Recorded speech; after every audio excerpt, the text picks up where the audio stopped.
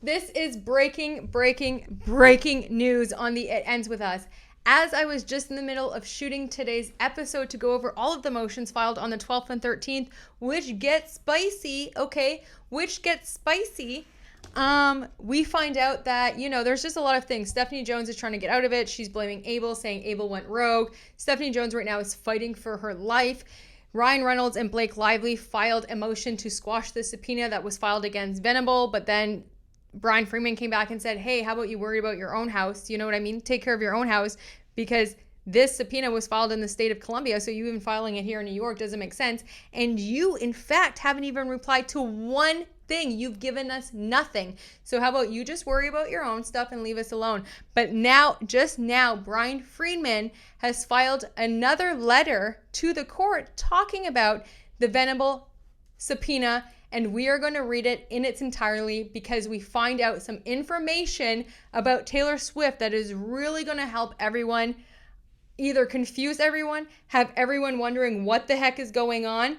But this is from Brian Freeman, and it is done today, May 14th, straight away. Let's get into it. We're not messing around.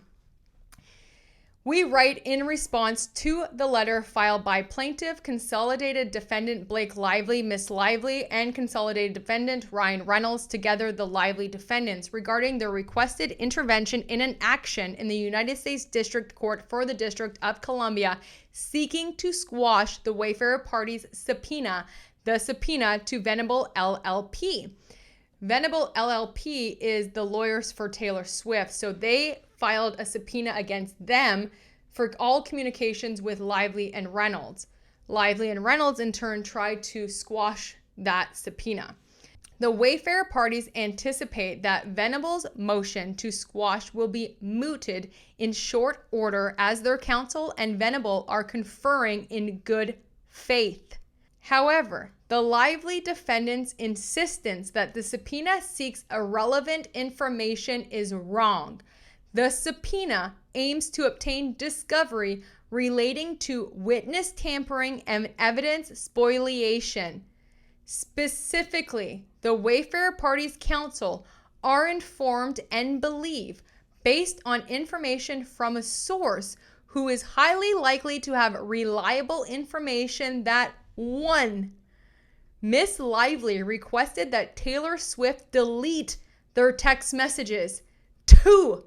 Michael Gottlieb of Wilkie Farr, counsel for the Lively defendants, contacted a Venable attorney who represents Miss Swift and demanded that Miss Swift release a statement of support for Miss Lively, intimidating that if Miss Swift refused to do so, private text messages of a personal nature in Miss Lively's possession would be released. The Wayfarer parties' counsel are further informed and believe that a representative of Miss Swift addressed these inappropriate and apparently extortionate threats in at least one written communication transmitted to Mr. Gottlieb, who is Blake's attorney. It is those communications that the Wayfarer parties seek to obtain by the way of subpoena, as they would evidence in an attempt to intimidate and coerce a percipient witness in this litigation. As stated, the Wayfarer parties' counsel are in active discussions with Venable to determine how to proceed. Should those discussions prove unfruitful, the Wayfarer parties will either oppose the motion to squash or withdraw the current subpoena in favor of an amended subpoena seeking the communications in question. OMG, guys. So look, Miss Lively requested that Taylor Swift delete text messages.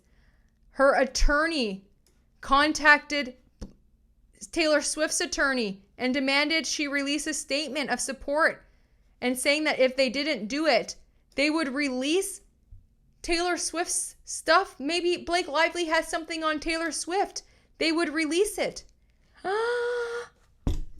OMG. Anyway, this is crazy. This just dropped. I don't even know. I don't even know. I was literally just going over all of the other stuff. I saw that this was filed. I read it, and now I'm like, I guess they're not best friends. I guess Blake Lively and Ryan Reynolds, allegedly from this letter, is what we've been thinking all along. They are monsters that will do anything they can to save their reputation and stay powerful. And I don't know, but I think Taylor Swift is a little bit more powerful than Blake Lively and Ryan Reynolds. But this is wild. Drop your comments. What do you think? A video coming up with all of the stuff that's been filed is dropping tonight on In Frame with Mandy Magnan on the YT, over there. So let me know what you think, because this is freaking juicy.